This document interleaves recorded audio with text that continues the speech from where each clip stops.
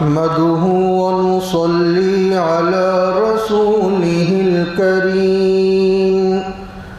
أما بعد فأعوذ بالله من الشيطان الرجيم بسم الله الرحمن الرحيم لقد كان لكم في رسول الله أسوة حسنة وقال تعالى في مقام آخر ولا تستوي الحسنة ولا السيئة وقال النبي صلى الله عليه وسلم أكمل المؤمنين إيمانا أحسنهم خلقا أو كما قال عليه الصلاة والسلام آمنت بالله صدق الله العلي العظيم وصدق رسوله النبي الأمي الكريم ونحن على ذلك من الشاهدين والشاكرين والحمد لله رب العالمين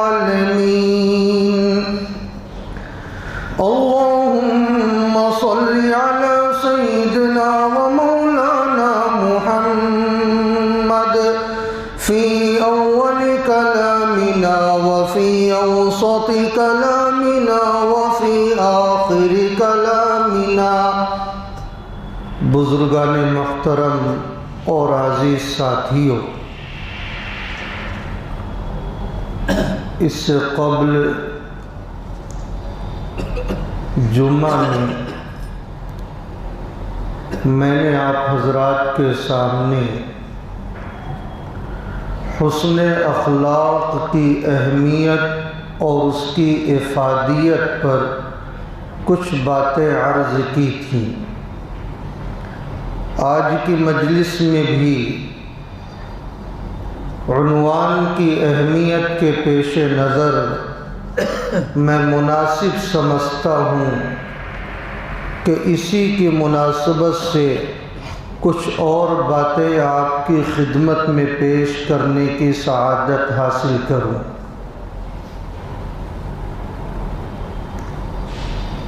ایک آیت کریمہ میں نے خطبے میں تلاوت کی ہے.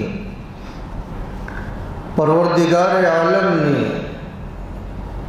اس آیت کریمہ میں بھی حسن اخلاق کی تعلیم دی ہے اور ارشاد فرمایا ہے وَلَا تَسْتَوِي الْحَسَنَةُ وَلَا السَّيِّئَةُ ادْفَعْ بِالَّتِي هِيَ أَحْسَنُ فَإِذَا الَّذِي بَيْنَكَ وَبَيْنَهُ عَدَاوَةٌ كَأَنَّهُ وَلِيٌّ حَمِيمٌ. کہ نیکی اور برائی یہ برابر نہیں ہو سکتی. یعنی ایک آدمی اگر آپ کے ساتھ برائی کا معاملہ کر رہا ہے اور آپ نے پلٹ کر اس کے ساتھ اچھائی کا معاملہ کیا تو بسا اوقات آپ کا یہ عمل اللہ کے یہاں اس درجہ قبولیت کو حاصل کر لیتا ہے کہ سامنے والے پر اس قدر آپ کے عمل کا اثر ہوتا ہے کہ وہ سامنے والا ہدایت قبول کر لیتا ہے. اور کبھی کبھی ایسا ہوتا ہے جو قرآن کریم نے بیان کیا ہے کہ آپ کی اور اس کے درمیان دشمنی تھی، عداوت تھی، لیکن آپ نے اپنے اس دشمن کے ساتھ حسن اخلاق کا مظاہرہ کیا ہے تو وہی دشمن آپ کا ایک وقت ایسا آتا ہے کہ مونس و غمخوار دوست بن جاتا ہے. اس لیے حسن اخلاق بہت عظیم صفت ہے، یہ ایمان کی علامت ہے ارشاد فرمایا پیغمبر اعظم صلی اللہ علیہ وسلم نے اکمل المؤمنین ایمانا احسنہم خلقا، کہ ایمان والوں میں کمال درجے کا ایمان اس کے پاس ہوتا ہے جس کا اخلاق سب سے اعلیٰ ہوتا ہے، عمدہ ہوتا ہے۔ جس ایمان والے کے اخلاق کو آپ بہتر دیکھیں تو یہ سمجھ لیں کہ اسے ایمان کا اعلیٰ ترین درجہ حاصل ہے، جسے کمال ایمان کہا جاتا ہے، جسے اکمل المومن کہا جاتا ہے، اسے یہ فضیلت حاصل ہے۔ اور پیغمبر اعظم صلی اللہ علیہ وسلم نے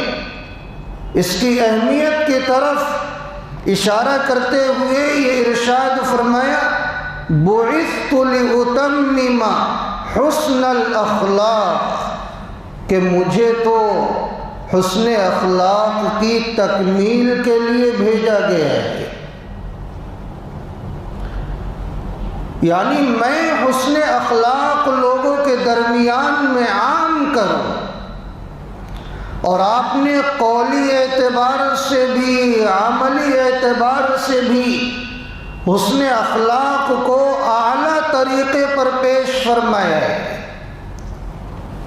اور لوگ بہت زیادہ اس سے متاثر ہوئے، اور لوگوں کو اہمیت بتلانے کے لیے آپ علیہ الصلاۃ والسلام نے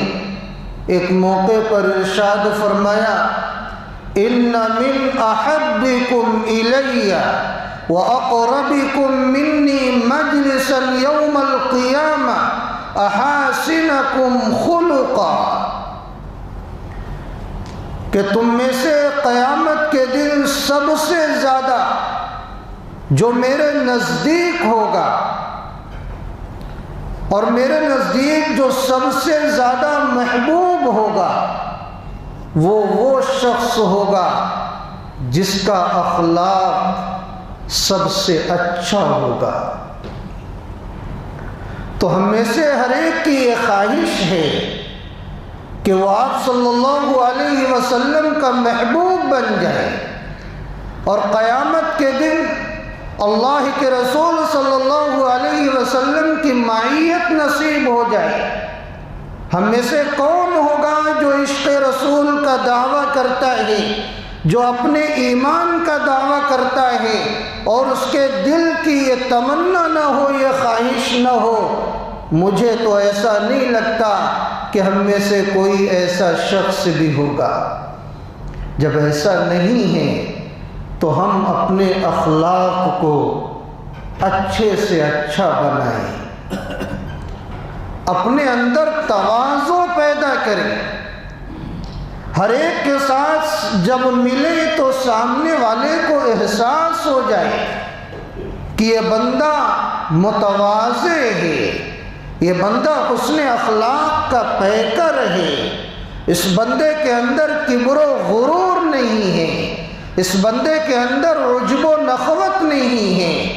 اس اخلاق کے ساتھ ہم ایک دوسرے سے ملاقات کریں۔ حدیث پاک میں آتا ہے کہ جو بندہ تواضع اختیار کرتا ہے، یعنی اپنے آپ کو کمتر سمجھتا ہے، لوگوں سے عاجزی سے ملتا ہے، حسن اخلاق کا مظاہرہ کرتا رہتا ہے، تو اللہ تعالیٰ اس بندے کو بلند فرماتے، جس کا نتیجہ یہ ہوتا ہے کہ وہ بندہ اپنی نگاہ میں تو چھوٹا ہوتا ہے، لیکن لوگوں کی نگاہ میں بہت بڑا ہوتا ہے۔ وہ موجود بھی نہیں ہوتا، لوگ اس کی تعریفیں کرتے رہتے ہیں، اس کا چرچا کرتے رہتے ہیں اور یہ کہا کرتے ہیں وہ فلاں آدمی سب کچھ ہونے کے باوجود اتنا متواضع ہے، اتنا حسن اخلاق کا پیکر ہے، بہت نیک سیرت آدمی ہے۔ جو شخص متواضع ہوتا ہے اللہ تعالیٰ لوگوں کی نگاہ میں اسے بلند کرتے ہیں، لوگ خیر کے ساتھ اس کا چرچا کرتے ہیں۔ لیکن جو آدمی تکبر اختیار کرتا ہے وہ لوگوں کی نگاہ میں چھوٹا ہو جاتا ہے اور خود اپنے خیال میں بڑا ہوتا ہے، اور لوگوں کی نگاہ میں اس کی حیثیت کتے اور خنزیر سے زیادہ ذلت کی ہو جاتی ہے۔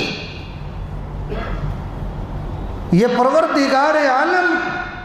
اسے دنیا میں برا نتیجہ دکھلاتے ہیں جو کبر و غرور والا ہوتا ہے۔ آپ مشاہدہ کر کے دیکھ لیں، جو آدمی اپنے آپ کو بڑا سمجھتا ہے، متکبر ہوتا ہے، وہ خود کو گرچہ بڑا سمجھ لے لیکن لوگوں کی نگاہ میں بڑا نہیں ہو پاتا ہے، وہ موجود نہیں ہوتا ہے۔ لوگ آپس میں چرچا کر رہے ہوتے ہیں کہ ارے وہ تو بڑا متکبر آدمی ہے، بہت زیادہ اسے گھمنڈ ہے، تو اللہ کی طرف سے یہ برا نتیجہ اسے دکھلایا جاتا ہے۔ اسی لیے ہمیں اپنی زندگی میں تواضع پیدا کرنا چاہیے، کبر و غرور سے ہمیں دور ہونا چاہیے۔ جب حضرت آدم علیہ السلام کو سجدہ کرنے کا حکم ہوا، یعنی حضرت آدم علیہ السلام کے سامنے ابلیس کو یہ کہا گیا کہ وہ سجدہ کرے، تو ابلیس نے سجدہ نہیں کیا۔ پروردگار عالم یہ جانتے تھے کہ ابلیس نے سجدہ کیوں نہیں کیا۔ اللہ تو عالم الغیب ہے، پروردگار عالم اس ابلیس کو راندے درگاہ کر سکتے تھے، اسے فوراً وہاں سے بھگا سکتے تھے، لیکن پروردگار عالم نے اس کے دل میں چھپے ہوئے کبر کو سب لوگوں کے سامنے ظاہر کرنا چاہا تاکہ لوگوں کو علم ہو جائے کہ پروردگار عالم کو کبر کتنا زیادہ ناپسند ہے۔ اسی لیے ابلیس سے یہ سوال کیا گیا کہ تو نے سجدہ کیوں نہیں کیا؟ تو اس نے جواب دیا، متکبرانہ جواب، قال انا خیر من خلقتنی من نار وخلقته من طین، کہ آپ نے تو مجھے آگ سے پیدا کیا ہے اور اسے مٹی سے پیدا کیا ہے، میں تو اس سے بہتر ہوں، میں اس کے سامنے کیوں سجدہ کروں؟ اب اس ابلیس نے یہ نہیں سوچا کہ یہ کس کا حکم ہے، اس نے اپنی عقل دوڑائی، کبر و غرور کو پیش کیا، لہذا اللہ کی طرف سے یہ فیصلہ سنایا گیا، قال فاخرج منها فإنك رجیم وإن عليك اللعنة إلى يوم الدین، یہاں سے تو نکل جا، تو مردود ہے، تیرے اوپر لعنت کا طوق ہمیشہ برستا رہے گا، تیری یہاں جگہ نہیں ہے، یہ متکبروں کی جگہ نہیں ہے، یہ متواضعین کی جگہ ہے۔ اللہ ان لوگوں کو قریب کرتا ہے جن کے اندر تواضع ہوتا ہے، عاجزی ہوتی ہے، فروتنی ہوتی ہے، وہ اپنے آپ کو کمتر سمجھا کرتے ہیں۔ جو متکبر ہوتا ہے، عجب و نخوت والا ہوتا ہے، اللہ اس بندے کو اپنے سے قریب نہیں کرتے۔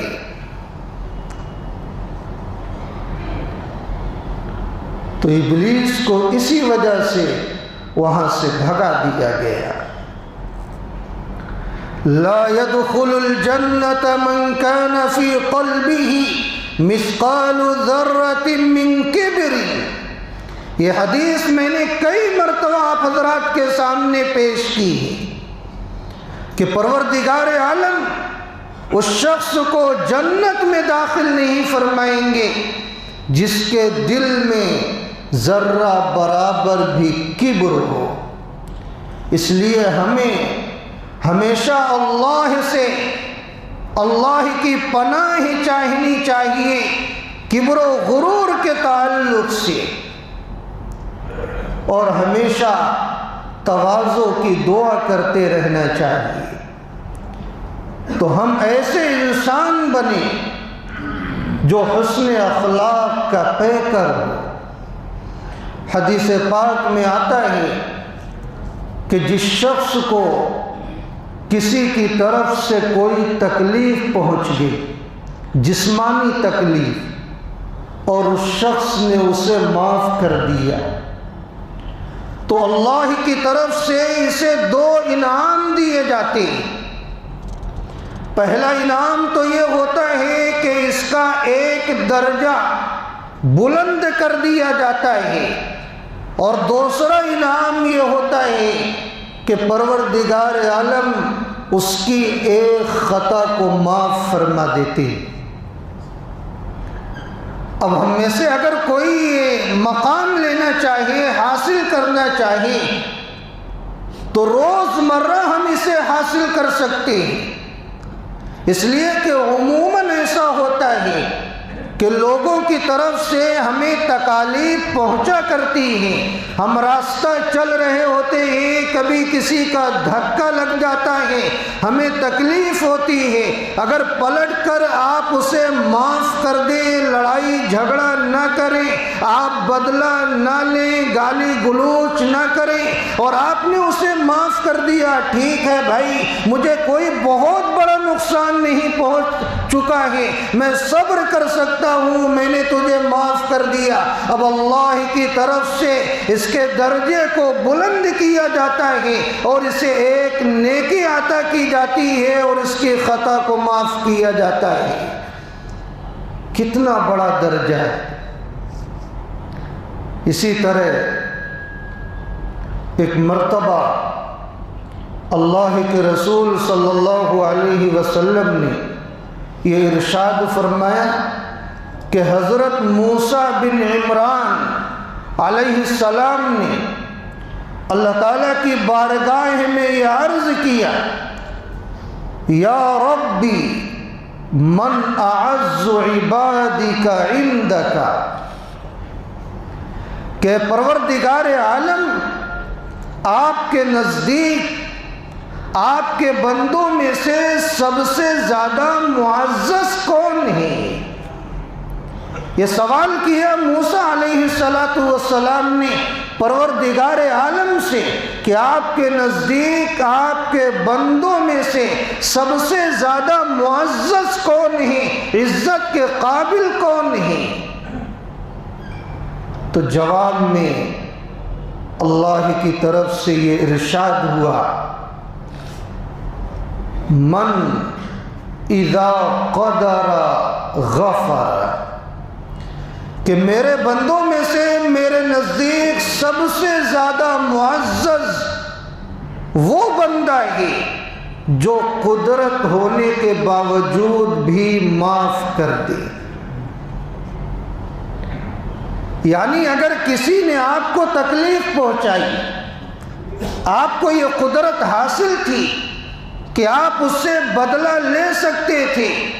آپ جسمانی اعتبار سے، مالی اعتبار سے اسے نقصان پہنچا سکتے تھے، لیکن آپ نے قدرت کے باوجود بھی آپ نے اسے معاف کر دیا۔ آپ کو یاد آئی تعلیمات رسول صلی اللہ علیہ وسلم، آپ کو آخرت یاد آ گئی، آخرت کا مقام آپ کو یاد آ گیا، اللہ کی طرف سے وعدہ کیے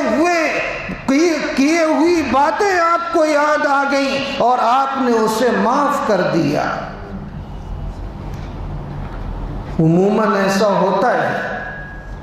ہم راستہ چل رہے ہوتے ہیں، گاڑی چلا رہے ہوتے ہیں، ہماری گاڑی سے کسی کی گاڑی ٹچ ہو جاتی۔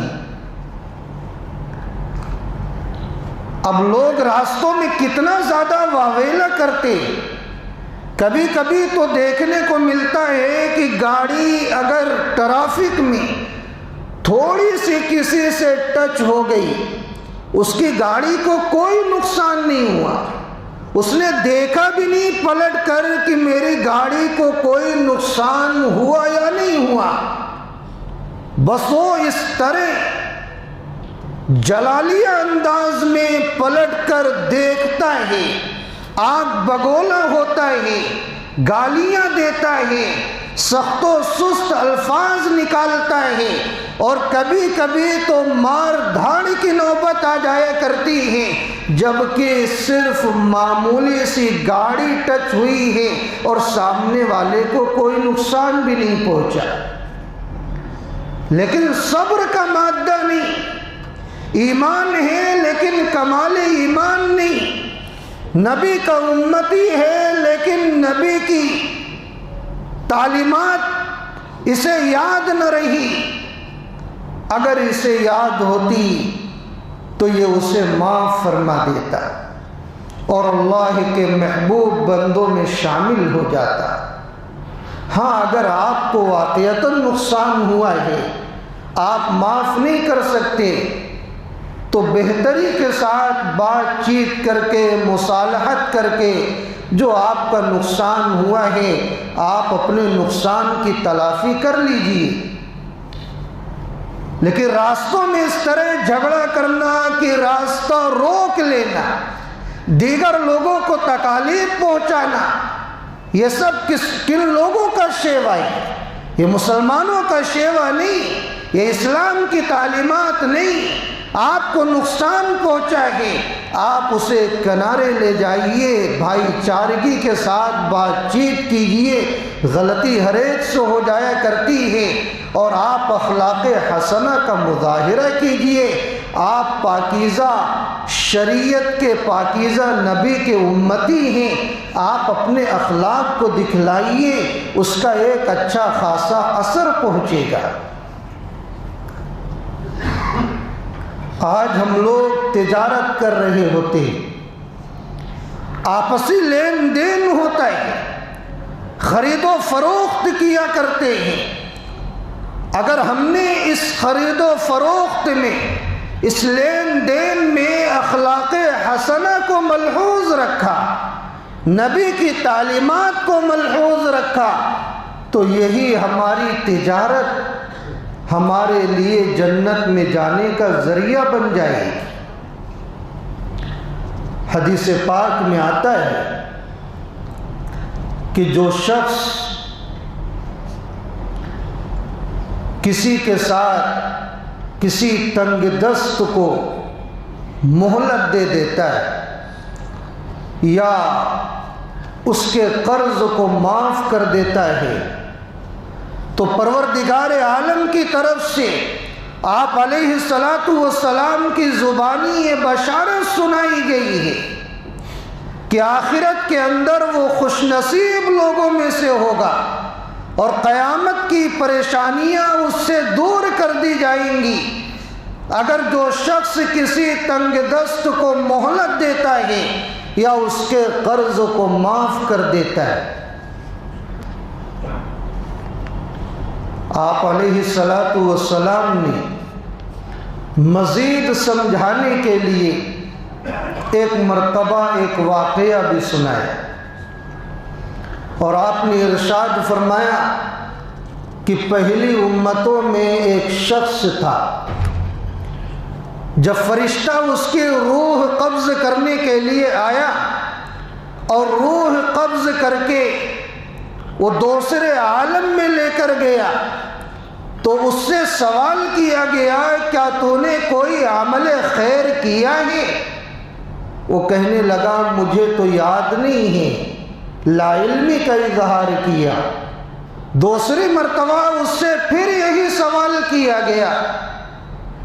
وہ کہنے لگا مجھے تو یاد نہیں ہے کہ میں نے ایسا کوئی خاص عمل خیر کیا ہو۔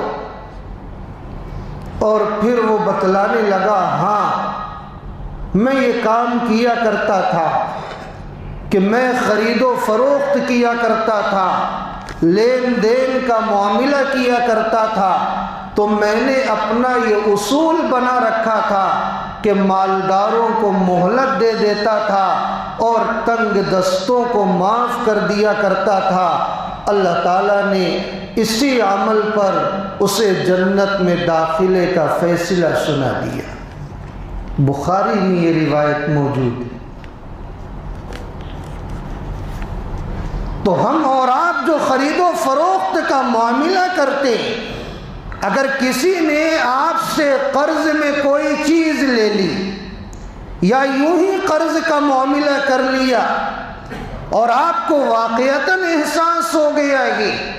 کہ اس نے قرض لوٹانے کے لیے جو تاریخ دی تھی اور ہمارے درمیان میں جو وعدہ مقرر کیا گیا تھا، جو تاریخ کا تعین ہوا تھا، اس تاریخ پر یہ قرض کسی وجہ سے لوٹا نہیں سکتا ہے، اس کے اوپر حالات آ گئے، آپ کو معلوم ہو گیا تو آپ نے اسے مہلت دے دی۔ یہ آپ کا مہلت دے دینا یہ اللہ کے نزدیک محبوبیت کا باعث ہے، یہ جنت میں جانے کا ذریعہ ہے۔ تو یا تو آپ نے مہلت دے دی، آپ کو کبھی اور زیادہ احساس ہو گیا کہ یہ حالات سے بہت زیادہ گھر گیا ہے، یہ آدمی برا نہیں ہے، اس سے پہلے کئی مرتبہ میرا معاملہ ہو چکا ہے، یہ آدمی بہت صاف ستھرا ہے، لیکن آج اس کے اوپر حالات آ گئے ہیں، یہ قرض لوٹانا چاہ رہا ہے لیکن لوٹا نہیں سک رہا ہے، اور اللہ نے مجھے نوازا ہے، اگر میں نے قرض معاف کر دیا تو میرا دنیاوی اعتبار سے کچھ بگڑنے والا نہیں ہے، اور آپ نے یہ سوچ کر اسے معاف کر دیا، تو یقین جانیں آپ کا یہی عمل آپ کے لیے جنت میں جانے کا ذریعہ ہوگا۔ میں یہ نہیں کہتا کہ آپ ہر ایک کو معاف کرتے ہوئے پھریں، ورنہ وہ دوسرے لوگ جو دھوکہ دینے کا کام کرتے ہیں وہ لوگ اس سے ناجائز فائدہ اٹھائیں گے۔ یہ اس کے بارے میں کہہ رہا ہوں جس کے تعلق سے آپ کو شرح صدر ہو جائے کہ واقعتاً یہ آدمی پریشان ہے، تو یا تو آپ اسے اور زیادہ مہلت دے دیں، یا تو آپ اسے معاف کر دیں، یا آپ قرض میں سے کچھ حصہ معاف کر دیں اور کچھ حصے کو آپ لے لیں۔ تو ہماری یہ تجارت اگر شریعت کے مطابق ہوگی، اگر ہم نے اپنی تجارت میں سرور کونین صلی اللہ علیہ وسلم کو نمونہ بنایا ہوگا، تو یہی ہماری تجارت ہمارے لیے جنت میں جانے کا ذریعہ بن جائے گی۔ اس لیے ہم تجارتی لین دین میں حسن اخلاق کا مظاہرہ کریں، اور ہر گوشے اور ہر شوشے میں پیغمبر اعظم صلی اللہ علیہ وسلم کو اسوہ اور نمونہ بنائیں۔ آپ صلی اللہ علیہ وسلم کے حالات آپ پڑھیے،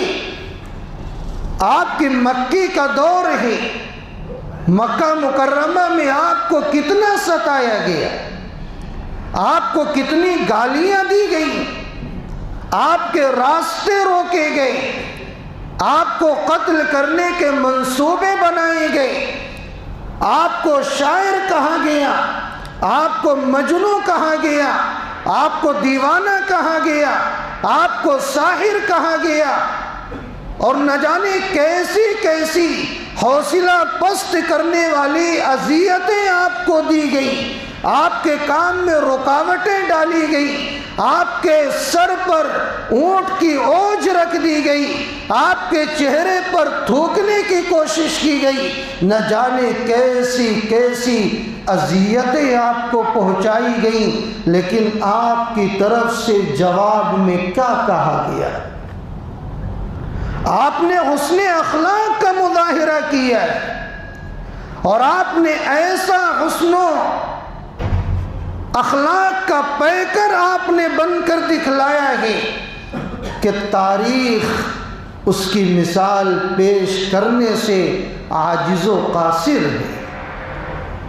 ہم اسی نبی کے امتی، میرے بھائی، آپ کا اخلاق تو ایسا تھا کہ آپ صلی اللہ علیہ وسلم نے اپنی ہی خاطر نہیں، دوسرے حضرات صحابہ رضی اللہ عنہم اجمعین کی ضرورتوں کو پورا کرنے کے لیے آپ نے دوسروں سے قرض لیا ہے، اور آپ نے حضرات صحابہ میں سے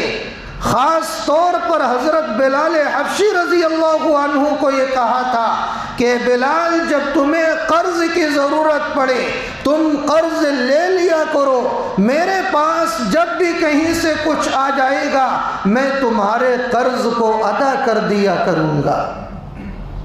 ایک مرتبہ حضرت بلال حبشی رضی اللہ عنہ نے ایک یہودی سے قرض لے لیا، اور تاریخ قرض لوٹانے کی جو متعین کی گئی تھی وہ تاریخ آ گئی، اور حضرت بلال حبشی رضی اللہ عنہ کے پاس قرض لوٹانے کے لیے کوئی رقم نہ تھی۔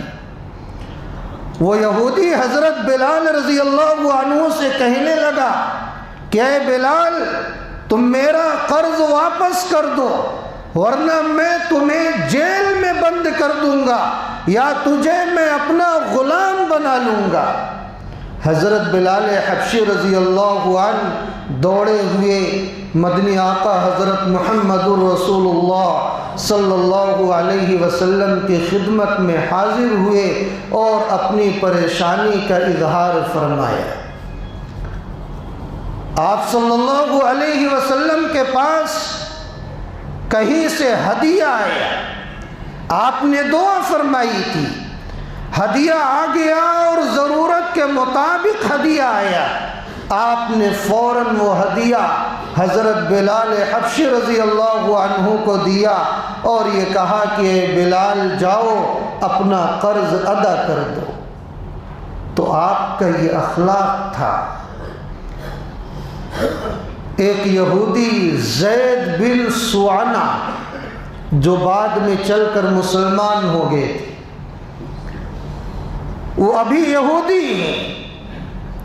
جب وہ یہودی تھے تو اس وقت اللہ کے رسول صلی اللہ علیہ وسلم کا اس یہودی سے قرض کا معاملہ ہو گیا، تاریخ طے کر دی گئی قرض لوٹانے کی۔ ابھی قرض کی مدت یعنی تاریخ باقی تھی، 1 ہفتے کا وقت باقی تھا۔ وہ یہودی آپ صلی اللہ علیہ وسلم کے پاس آ گیا اور یہ کہنے لگا کہ اللہ کے رسول، میرا قرض آپ لوٹا دیں۔